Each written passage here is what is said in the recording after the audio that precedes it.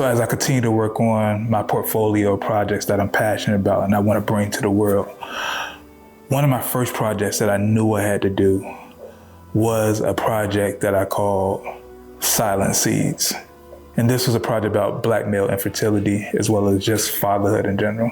And so once I knew I wanted to do this project, I linked up with my guy, Keith, who has admittedly, in his testimony, is that he struggled with infertility for 11 years. Today, I am actually filming one of my 10 videos that I have to put out by the end of this year. It is currently November 4th. And today we are shooting a spec little mini documentary scene about Black fatherhood. So I'm shooting with my guy Keith, who has a great testimony about what him and his wife actually had to go through to actually get pregnant. They had some infertility issues. Now he has 3 kids, like within the span of maybe like 4 or 5 years. So we're just gonna kind of talk about that. I'm gonna actually shoot the interview today, and then we're gonna come back and shoot the B-roll. But he has a powerful story that I really wanted to document, and I really wanted to show, because this is something that a lot of guys just don't talk about. I always had a desire to have children, and I would say there were some challenges that I came into the knowledge of with my first marriage. And unfortunately, I found out through, an andrology report that I was technically diagnosed like as being borderline sterile. And then after that, once he actually had kids, he just struggled with fatherhood. He had 3 kids. He went from 0 kids to having 3 kids in the span of like 4 to 5 years. In all transparency, I felt so disconnected from the process throughout the process, because I'm thinking about, when the child gets here, where do I come in? Where do I step in at? What do I do to help build this child and help to shape this child into, a well-balanced human being? But emotionally, it probably was the most taxing and has been the most taxing experience that I've had. Like, it's taxed to marriage, it's taxed to time, it's taxed to bandwidth. So my reality was like, my perception was so contorted. I didn't know like how much this thing was really gonna be tapping into me from a capacity vantage point, from, sleep deprivation to thinking about like, now, how do I move up in my career to make sure that my kids are taken care of financially, to also making sure that my wife is taken care of. So I think emotionally, I had more moments of frustration than I had joy when my first child was here. While doing this project, some of the things that he talked about, that he mentioned, the feelings that he was feeling, resonated with me a lot, because, and a lot of that is part of my story. So I didn't actually go through infertility. Before me and my wife had a child, our daughter Zion, we were married 8 years before we even had a kid. We didn't have any pregnancy scares. We didn't have any, maybe you're pregnant. We didn't have any of that. It was nothing. And for the first couple of years, it was cool. But then after that, it starts to kind of wear on you, like, what is going on with us? Like, why we're not having kids? And I think for me, I had 2 sets of friends in a wave have kids. So probably in our 2nd or 3rd year, my guys, pretty much all the guys in my group chat had kids within a year and a half. And so for me, I was like, all right, even though this is something that I want for me and my wife, I'm gonna make sure I show up for my guys.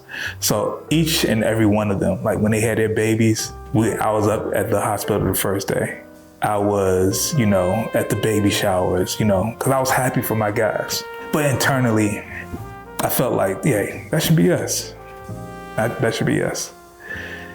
And then I think it got to maybe a year or 2 after that, probably about 4 or 5 of my wife's friends were all pregnant with their first kids. And I was like, dang, I feel like everybody's passing us up on something that we desperately want.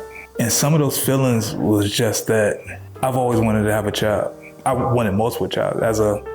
As being raised as an only child, like I wanted to have multiple kids, but it's just something that just wasn't happening. And I never went to the hospital to even check if I was sterile or anything like that.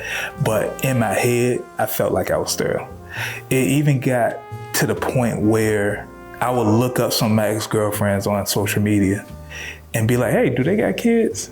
And I'm like, at that time, they didn't have kids. I'm like, maybe it's me. Maybe I had poisonous dick. That's what I thought. That's what I thought. Cuz. Yeah, you want this one? Yeah.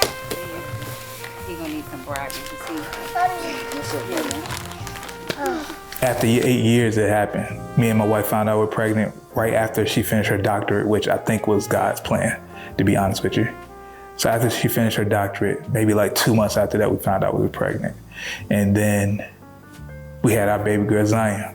And this is a part of Keith's story that kind of resonated with me, is that once you pray for something and you actually get it, it kind of feels weird when you actually feel like you're struggling with the gift that you received. When there's moments where I'm feeling challenged and I'm feeling overwhelmed, which happens oftentimes when you have 3 kids running around here screaming at the top of their lungs, God has helped me to, instead of pull away, to lean into those moments. And that's honestly been what's been taking place like over the past 4 years. So yeah, once we had a kid, like things got real. Like I think the struggle of when you're having a kid, of course the mother is the one that is going through the most life-changing experiences, since they're the ones that actually birthing the child. But I think people don't realize that men go through something as well, because women have 9 months to kind of bond with that child that's in their stomach, and they can feel the kicks and all that type of stuff. But men literally go from being without child for 9 months to having a child in your arms, and then your world has changed. And I feel like for me, that kind of messed me up a little bit, because I've been without a child for 38 years, 36 years at that time. And it just kind of messed up. I thought that, you know, I see guys having kids, and for the most part, a lot of men aren't really super involved in their kids, especially when they're super young. And I was like, I want to be better than that. So with my wife at home and not really working, like a lot was on me. So not only am I being the head of the household, but I'm also making sure that I'm super there for my wife as well as my child. Make sure my wife has time to herself, but also making sure that, you know, I'm with my daughter, I'm doing bath time, I'm doing nighttime. I'm not sleeping, I'm up the middle of the night, like every day for months on end without getting 2 or 3 hours of sleep, and still having to work and kind of make sure everything is paid. It kind of just wore on me after a while. And then even on top of that, when people check on you, they say, hey, how's your wife doing and stuff like that. And I'm like, she's doing good. She's kind of, you know, bouncing back. And it seemed like nobody really has that care for men. And so it just kind of, not necessarily burned me out, but it was just a lot on me in that season of life. So when I hear Keith just kind of talk about the struggles of being a father, I can definitely resonate with that, because that is something that I felt like I struggled with for that first year or so. And one of the questions my therapist asked me was, how often do you experience joy? And I told him, based on my definition of joy, it's probably been 2 times within the past year. And then that's when we started to really put in the deep work of like figuring out, how do you become the individual you desire to be down the line?